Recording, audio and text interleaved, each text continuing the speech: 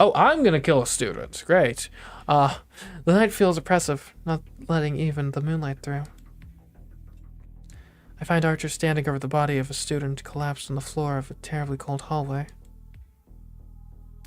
Z looks wordlessly down at the student.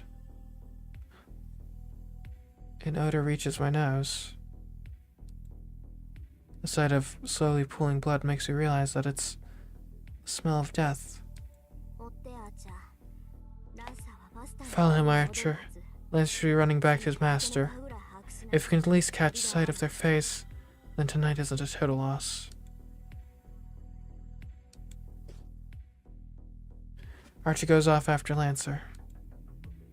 Only the fallen student and I remain in the corridor. I can't look him in the eye. But I have to. This is my fault. This is my fault. This is my fault. Since I was young, since I made up my mind to inherit the Tosaka legacy, I've been prepared for this. Mages aren't governed by good or evil. Now, all along, this path would be a bloody one.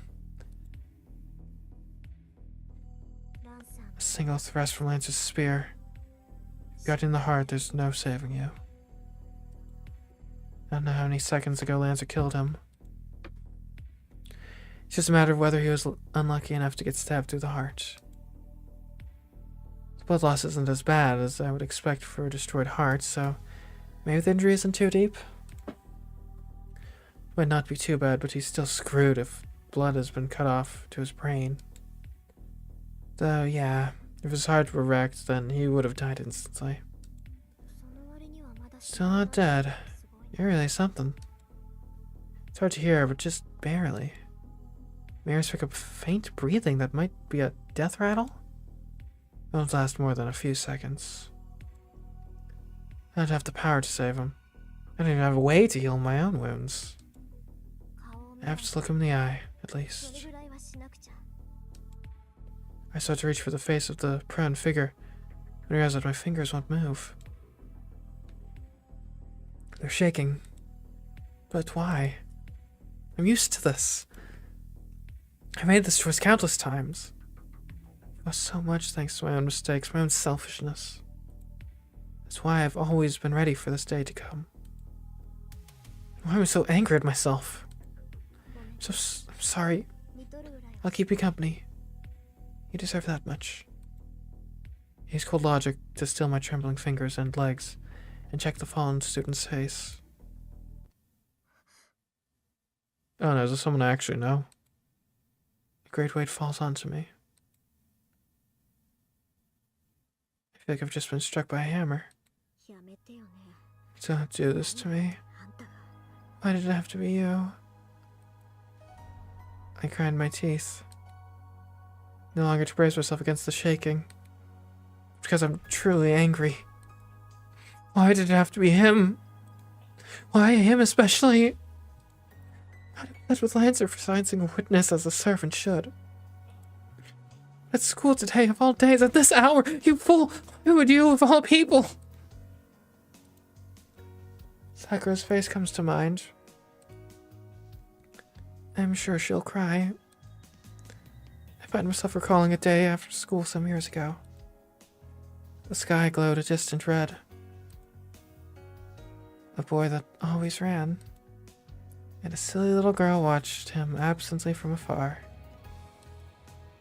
That boy got involved in something he shouldn't have. And now his corpse is in front of me. There's still a way. If I fail, I might lose my trump card. There's a way to save him. I know I'll lose it whether this works or not, so the outcome is the same to me. This is a mistake. His impending death is a foregone conclusion. It's my fault for not paying enough attention to what was happening around me. And his fault for having the dumb luck to be here tonight. There's no need for me to go this far for him. My father, who left me with nothing to remember him by, did in fact leave me this heirloom to help me. It's a massive store of magical energy meant to be a trump card. It helps me win this war. A precious, precious treasure just for... So... That's stupid. I turned back and kneel by the dying boy.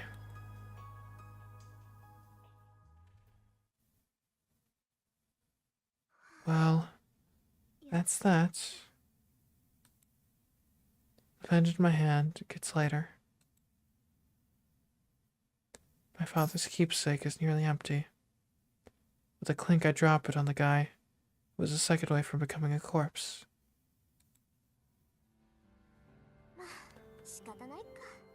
Nothing else I could have done.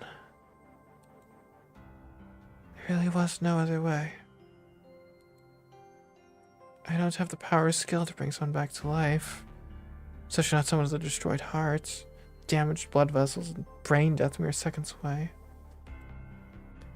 All I can do is patch up his missing parts with brute force. You're lucky to still be breathing. You're totally dead, then there would have been no bringing you back with any amount of magical energy. But if he's still alive, I just need to help him the best I can. I'd have really hated myself if I failed. Worked out, I guess. Yeah, I feel fulfilled. If I'm being honest, this wasn't such a bad experience. So really, I'm lying to myself. I should go. I did what I came to do. Better get out of here before he wakes up. Yeah, there isn't any point in hanging around. Archers off tailing lancers, so I should just go home. But who did we heal? Who did we save? I'd love some details on this. And is it literally actually just some random person, not an important character? I guess that's nice morally, but... Anyway. On the way home, I remember. I left my father's memento at school. Now it's just a pendant with all of its magical energy wrung dry. Oh well. I don't suppose I need it anymore. It might have a little bit of energy left in it, but it's less than the 10 gemstones I'm carrying. What Father wanted was for me to have enough magical energy to win the Holy Grail War. Now that I've used that resource up, its container doesn't mean much.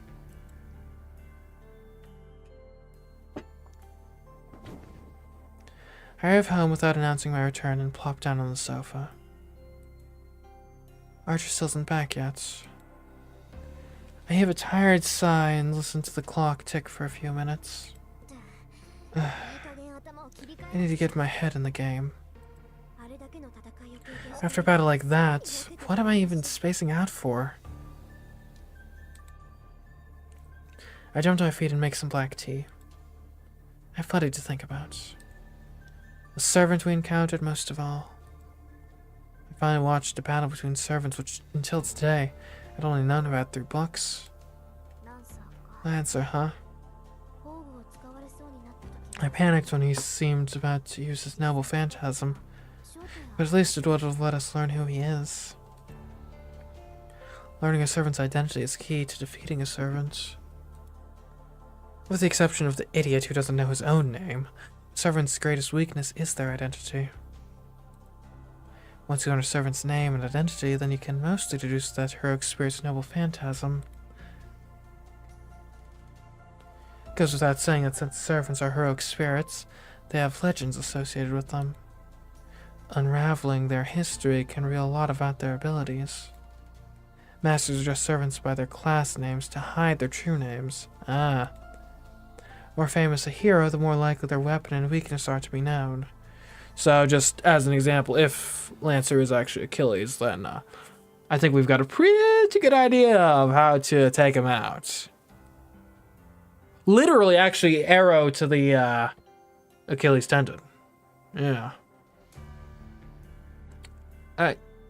He's gotta be Achilles, right? That's gotta be, like, how this first, like, face-off arc of, like, ends, right? That's gotta be it. Like, yeah.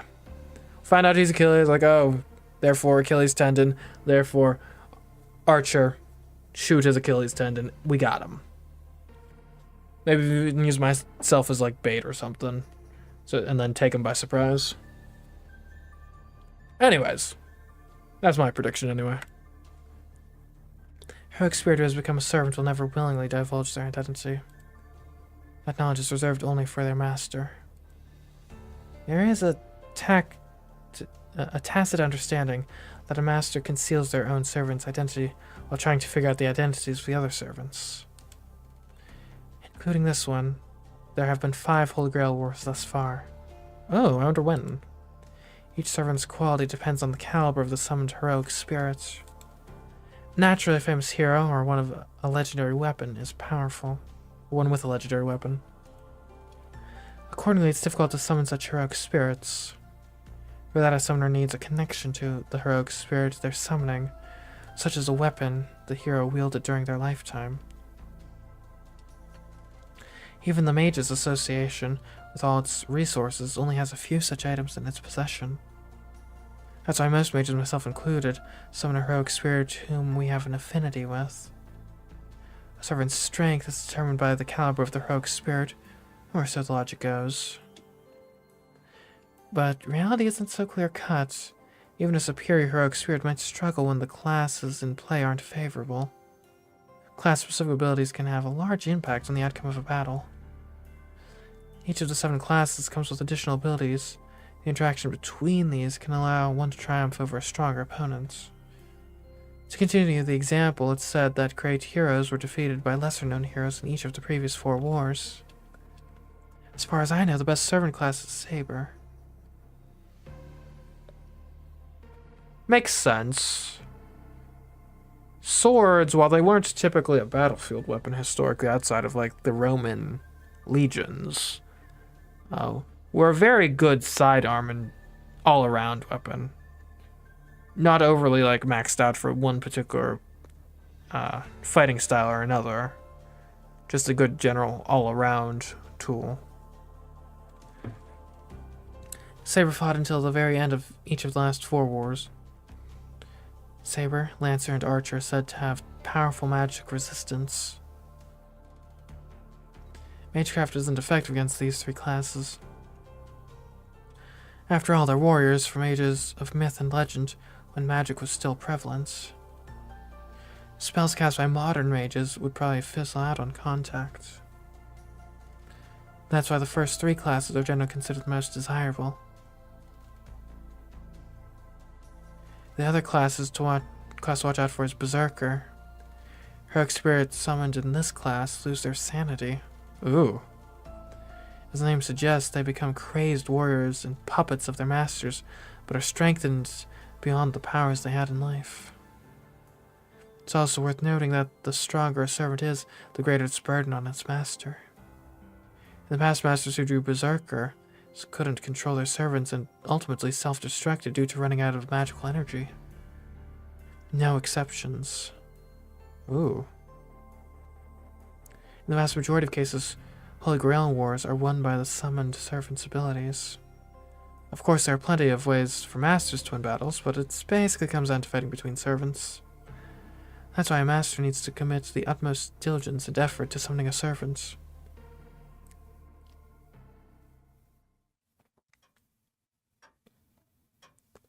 Discontented, I decided to come up with projections for the battles to come.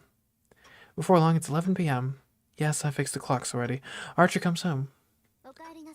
Welcome back. How'd it go? Sorry, I failed. His master must be a cautious one. I was at least able to tell that Lancer's master isn't on this side of the city. Figures. Lancer was all alone, and his master didn't seem like the type to show themselves. I see. Well, we knew it wouldn't be that easy. Everything can't go according to plan. So there's no use worrying over it. I'll just give up and treat tonight as a learning experience. You seem dispirited, Master. What happened to all that combativeness? Don't tell me you're a coward after a single skirmish. If you order it, I can go back out right now and re-engage Lancer. Archer doesn't say it, but I can tell he thinks that's the right course of action. Oh. I must look pretty depressed right now, huh? That's not it at all. I'm not going back out there because I don't want to waste efforts. Waste the efforts? Masters aren't all accounted for yet. Tonight's fight was unavoidable, but we're not supposed to fight until the signal to start the war. Father told me that's a rule of the Holy Grail War. I see. So your father was a master too. Archer nods in understanding. Actually, he's making a rather mixed expression. What, you got something to say to me? Yes, I forgot to ask you something.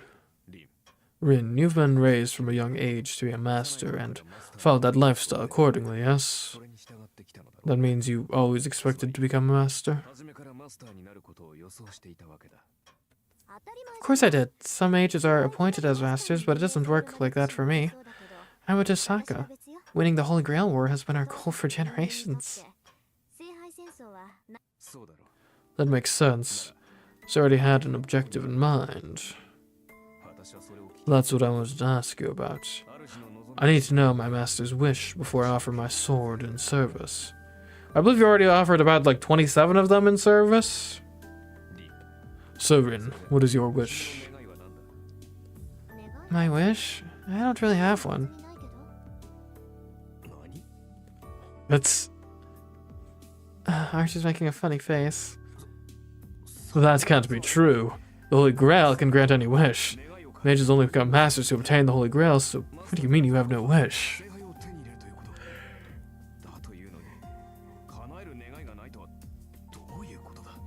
Archer drops all pretense. Ah, right. Once the Holy Grail is won, the victorious master's wish has nothing to do with the servants. But that's weird. Father mentioned that servants have their own wishes too. But that's their own business. It shouldn't matter to Archer whether or not I have a wish. Fine, since you don't have a specific wish, what about a general one, like conquering the world, for example?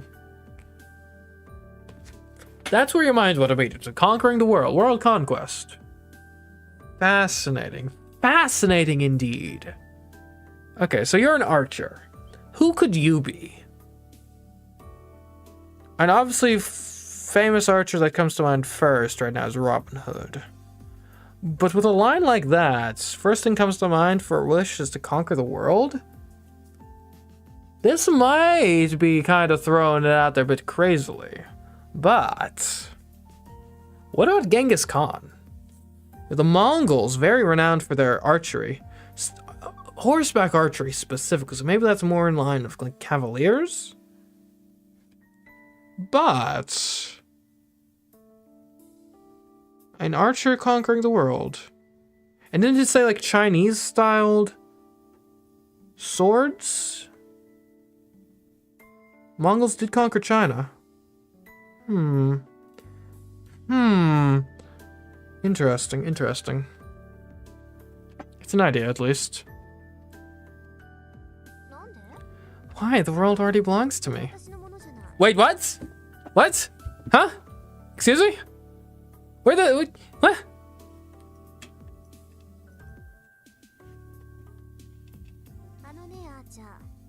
You know, Archer, the world is just a set of values that revolves around yourself. I've thought ever since I was born. I need to take over something that's always been inherently mine. I'm not sure I completely followed with the logic, but okay.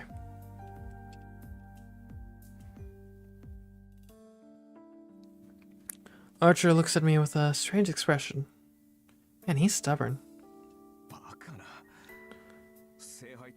I don't believe you. The Holy Grail has the power to grant wishes. You could obtain anything you want in the material world. How can you not desire anything at all? Well, the real reward is not in what the Grail can get you, but in getting the Grail, don't you see? World domination sounds like a pain. I wouldn't know what to do with it. Not everyone looks at things the way you do, you know. I'm having trouble understanding this. What do you fight for? If there's a fight to be had, I just want in, Archer. I'll take whatever I find along the way. I don't really know how the Holy Grail works, but if I find there's something I want, I can just use it on that. Not all people live to acquire things, you know. Meaning? That's right, I'm just fighting to win.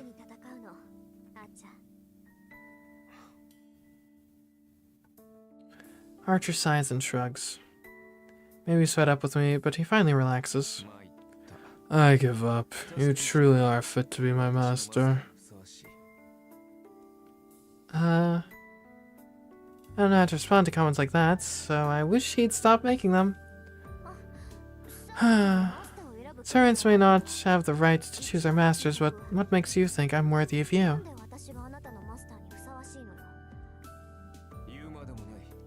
Do I need to spell it out? It's because you are, without a doubt, the strongest master. I don't need any other reason than that. Oh, well, thanks. It doesn't sound like flattery coming from you. I turn away to hide my embarrassment. Archer usually acts like a smartass, so this sincerity is blindsiding me. Admittedly, I'm happy he feels this way. I've come to trust him, and he's come to trust me. I don't think this mutual sentiment is a bad thing. I suppose we should take a breather, then. The seventh master is yet to appear, but it might not happen right... Wait, Rin, what happened to your jewelry? My jewelry? Oh, you mean the pendant? I forgot it back there. It doesn't have any power anymore, so... I don't really need it, do I? I suppose not, if you say so. Yeah, it's a keepsake from Father, but it's hardly the only memory I have of him. Don't say that. You don't always have to act so strong, Rin. As he nags me. Archer holds out the pendant I left at school. Oh, he found it! Nice, thank you. Wait, so you knew where it was the whole time? Oh, you picked it up for me. Don't lose it again. It really belongs with you, Rin. Archer avoids eye contact as he passes the pendant to me, looking almost bashful. Okay, thanks. I accept it. To be honest, I'm not sure whether to be embarrassed or play it off right now. The pendant is as I left it. As I thought, it really doesn't have any energy left. It's just an expensive jewel now that it's empty. But to put it in Archer's terms, maybe it still has meaning as a memento of my father, even without its power. I suppose I left this off as a net win since I spent my trump card to save someone's life. Wait a second. I jolt up in my seat. I wasn't thinking straight while I lamented what I lost. As I pull myself together, it strikes me. He saw us, so I ought to alter his memories. You know, Lancer prioritized eliminating witnesses over fighting us. Lancer's thinking should reflect that of his master. Which means, the master who went out of their way to kill a witness finds out that he survived. They won't let him live. I stand up from the sofa. It's already been 3 hours. I don't make it in time. I can't let this happen, not after all the trouble I went through. That's a fair point. I spread through the night. Fortunately, I know where he lives. Not because I bothered to find out, but because someone I happen to know goes over to his place often. I've never been there personally. Good grief, you're really making this harder on yourself. I love how I'm justifying the... She's sundry even in her own just internal monologue, justifying this to herself. Archer grips unenthusiastically. It's going to be as much of a struggle to rescue the guy now as it was to save him earlier.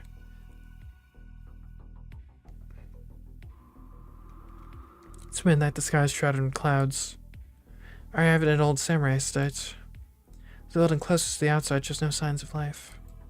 There aren't many neighboring houses, so it's unlikely anyone would come, even if they noticed something was amiss. My breath mists white. The wind picks up. It must be pretty strong because the clouds are starting to move. I find myself trembling despite the temperature. Fuki weather and a chill run down my spine. People call Fuki a warm place, but you can feel the winter chill from the hilltops. The air is bitingly cold. The chill presses in and makes it hard to hear.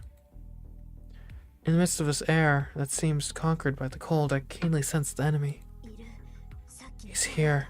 The Lancer from earlier. I bite my lip. Something's on the other side of the outer wall. Lancer must have already infiltrated the house, waiting for its witless owner to come home to his death.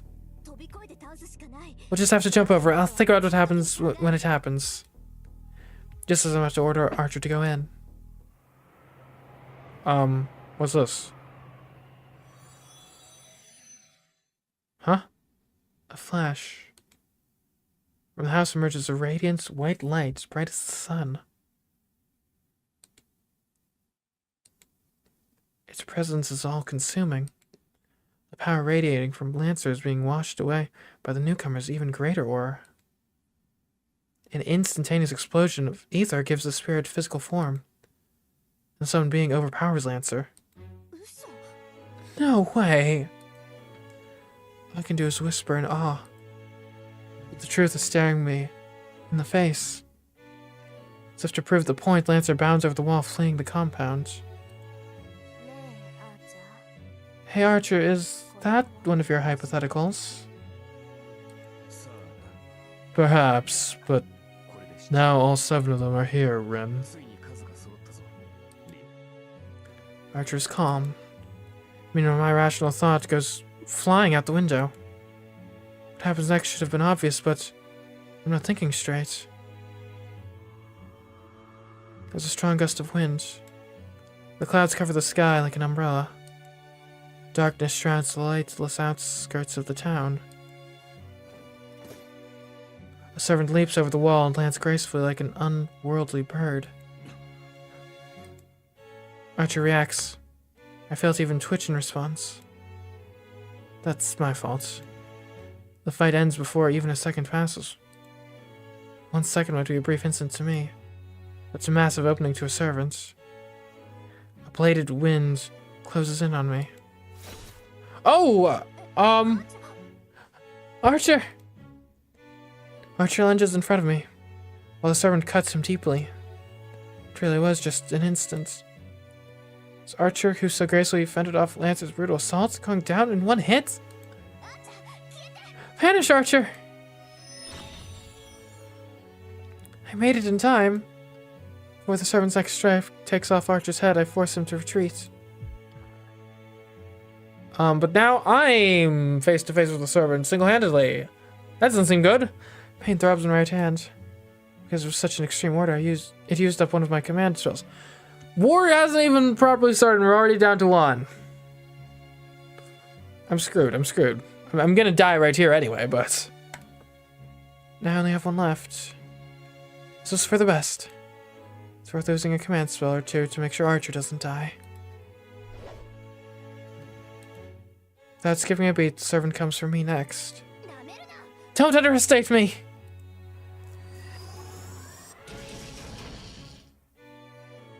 Pull out a wind-imbued topaz and feed my magical energy directly into it without any extra steps. It's a cluster of wind spells that I've been feeding into this day after day, and they're enough to blow away a house or 2 without leaving a trace. This is one of 10 jewels I've been building up for the last 17 years, without skipping a single day. Even if I can't beat this thing with it, it should be enough to slow. Oh no. Or not. Didn't work at all. The moment it touches the servant, it would have to have been a tempest that would hew apart everything in its path. It disappears like a simple stage magic trick. Ah, yes. If we're against... Well, we have Archer. Lancer left. So if we're against Saber here, yeah, that's bad. That's bad. A terrifying magic resistance. You're telling me that a mage doesn't have enough magical energy to hurt as this servant?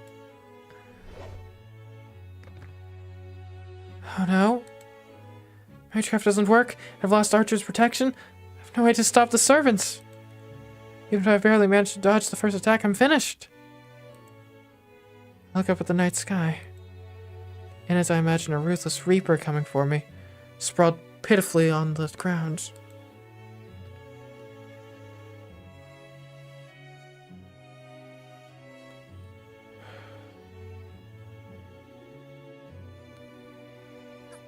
What? The wind blows. Through a break in the clouds, the moon peeks out through the spiral-like sky. The moonlight highlights her elegant profile. So this is the face of the servant who drove off Lancer. Took down my archer in one blow. And shrugged off my magecraft like it was nothing. That was an admirable display of magecraft, mage. The girl's voice rings clear like a bell. Yet her voice is the stuff of nightmares at this moment.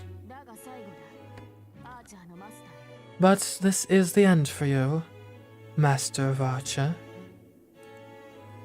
The sword she's thrust at me seems to shine. I know that this is my dying moment. One glance is enough to figure that out. This is the card I wish to draw.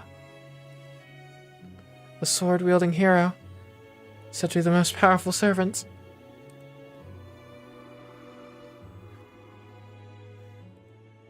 I look up at the moon, prepared to die.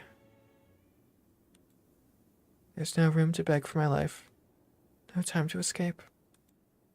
With my death, Rin Tosaka's Holy Grail War will have ended on the third day. You think I'd go out hating my foe, feeling nothing but shame and regrets? But I don't feel that way at all. Something's seriously wrong with me. I'm one moment away from certain death, and here I am, entranced by my killer. Yeah. It's frustrating to be sure. But there's nothing I can do now. The strongest servant is going to kill me. She looks all at what's heartless, utterly noble, and so very beautiful. Well, I guess it's over. Tragic. Oh, we got what opening cutscene thing?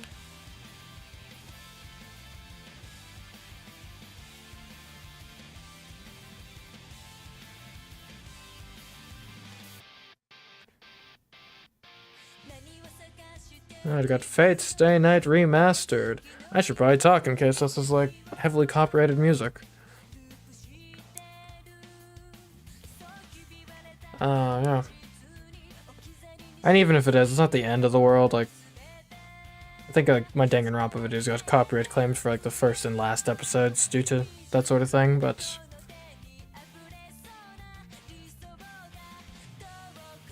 this is surprisingly high quality for like a visual novel opening cutscene type thing.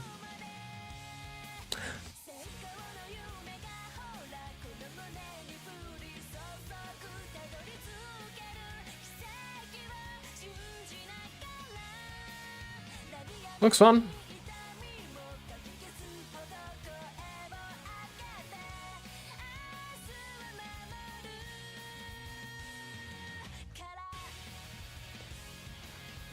Isn't that red-haired boy the random guy from school from earlier?